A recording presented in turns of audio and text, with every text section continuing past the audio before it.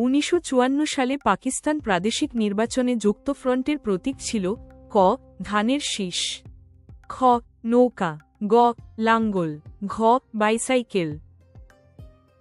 1954 সালে তৎকালীন পূর্ব বাংলায় প্রাদেশিক পরিষদ নির্বাচন অনুষ্ঠিত হয়।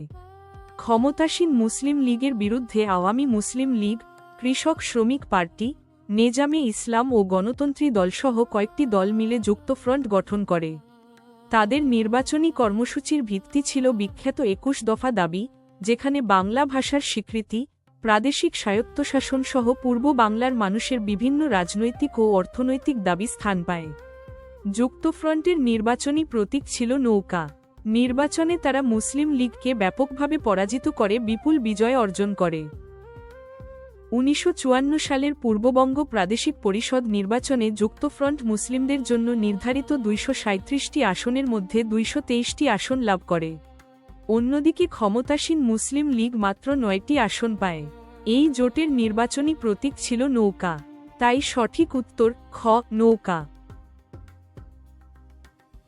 ট্রাই 1970 সালের নির্বাচনে আওয়ামী লীগের প্রতীক কি ছিল?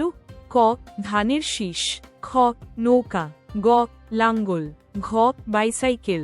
আনসার খ নৌকা।